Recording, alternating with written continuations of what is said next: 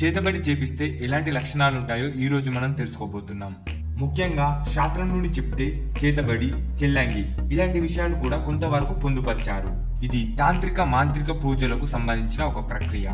దీని గురించి పెద్దలు చెప్పిన మాట ఏంటంటే, ఒక మనిషిని నాశనం చేయడం లేదా వశపరుచుకోవాలంటే వాళ్ళ మీద చెడు ప్రయోగాలు చేసి వాళ్ళని బాధ పెట్టే ప్రయత్నం చేస్తారు. ఎవరి మీదైతే ఈ పని చేశారో ఆ వ్యక్తి చాలా ఇబ్బంది పడుతూ ఉంటారు. ముఖ్యంగా శరీరం క్షీణిస్తుంది, అంటే సన్నగా మారుతారు. శిరస్సు సంబంధ వ్యాధులు ఎక్కువగా వస్తాయి, అంటే తలకు సంబంధించిన వ్యాధులు ఎక్కువగా వస్తాయి. వాళ్ళు నిద్రపోతున్నప్పుడు ఎవరో వారిని చూస్తున్నట్టు, ఏమో మాట్లాడుతున్నట్టు అనిపిస్తుంది. అలాగే అందరికి ఒకలాగే ఉంటదని చెప్పలేము. కొందరు కొంతవరకే హింసిస్తారు, మరికొందరు వశపరుచుకుంటారు, ఇంకొందరు నాశనం చేయడానికి ప్రయత్నిస్తుంటారు. మనం చేతబడికి లోనైనామా లేదా తెలుసుకోవడానికి ఇంట్లో పాజిటివ్ ఎనర్జీ, నెగిటివ్ ఎనర్జీని గ్రహించాలి. ఇంట్లో పాజిటివ్ ఎనర్జీ, నెగిటివ్ ఎనర్జీ తెలుసుకోవాలంటే ఒక నిమ్మకాయ తీసుకోవాలి. దాన్ని సగంగా కట్ చేసి సింధూరంలో అద్దాలి. ఆ తర్వాత ఒక రోజు తర్వాత చూడాలి. అది కలర్ మారినట్లయితే మీరు చేతబడికి లోనైనట్లు.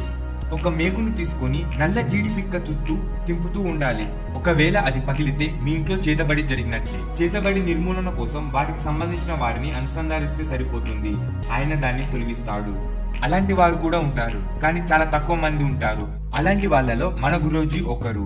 గురువు గారిని సంప్రదించవలసిన నంబర్ 9390435284. గురువు గారు ప్రతి సమస్యకి పరిష్కారం చూపిస్తారు.